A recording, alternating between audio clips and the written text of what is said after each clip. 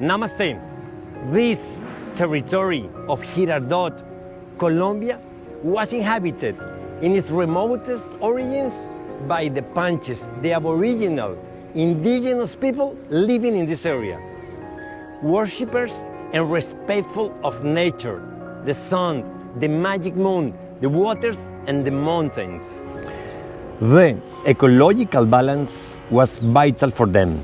Hence, some of their gods punished those who disturbed this balance. The Panches had an almighty God, a supreme being with a complex personality, a tutelary deity, powerful and unique, being called Nanuko, who ruled things in this and other worlds and had the power to do both good and evil. This God was supreme. Therefore, his acts were dual and could have expressions of benevolence and evil, creation and destruction. Probably unintelligible to some, but certainly with a paramount meaning to them. They were fabulous warriors who chose their chieftains without taking into account blood ties or the sex of the ruler, but rather the needs of the moment and the value and knowledge related to the supernatural. They were great musicians who used the birds, conch trumpets and drums in their rituals.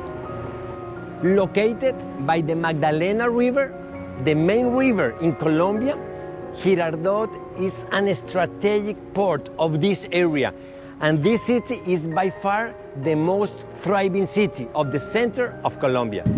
At the dawn of the Republican era, foreign trade was enhanced through this port to and from the country's capital, allowing the movement of a large amount of merchandise, provisions, basic necessities, and the cutting-edge technology of that time, which at the end of the day it would help insert Colombia into international trade networks. Over time, Girardot became the main port of departure for Colombian coffee abroad. Girardot in Flandes, its neighboring municipality, marked history in Colombian aviation because in 1920 the first plane from Barranquilla landed here.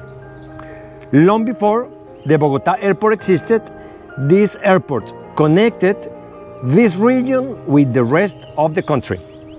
When Bogotá is very cold, according to our tropical standards, that of course are different from the European standards or from other seasonal regions of the world, the Bogotanians come to Girardot in order to get some relaxing time and a warmer climate. That's why we call Girardot the hot neighborhood of Bogotá. Girardot can reach high temperatures, reaching up to 40 degrees by the midday. In Mauricio Mediate, we've selected this super special and hot place to propose a new story about mediation. Do you get frustrated when you don't reach an agreement? Well, this situation happens in many negotiations.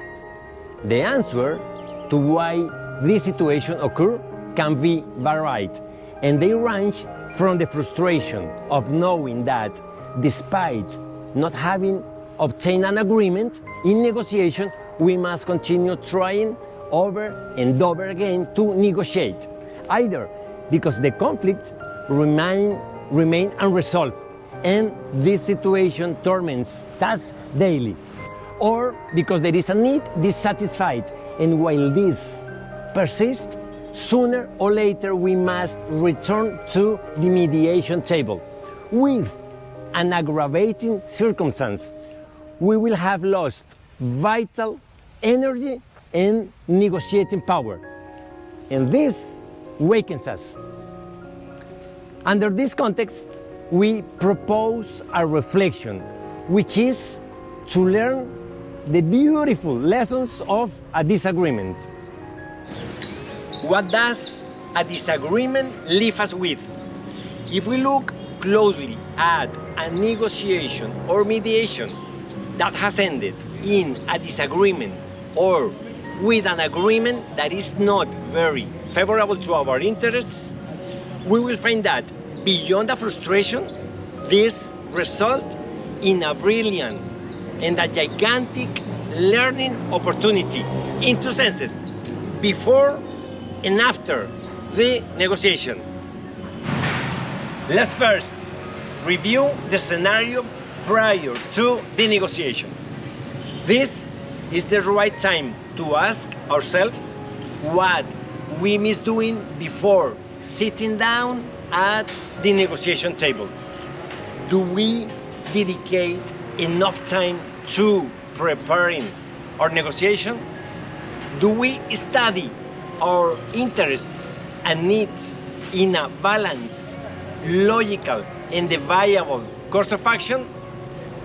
Did we carry out a reality check to validate the feasibility of obtaining the expected outcomes? Do we plan our strategy in a cost-efficient way? Do we include in our analysis the interests of our peers at the negotiation table? Now, let's take a look at the scenario after the completion of the negotiation.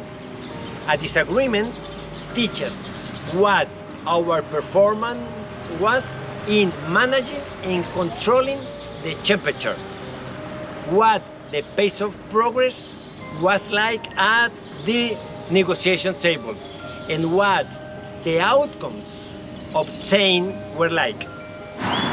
We achieved this analysis by asking questions like the following: what was our behavior at the negotiation table? Did we lose temper or get out of control? Did we lack energy, coherence, and legitimacy in proposing and defending our interests at the negotiation table? Were we overly ambitious and asked for more than we really needed? Did we ignore the interests of the other people sitting at the same negotiation table?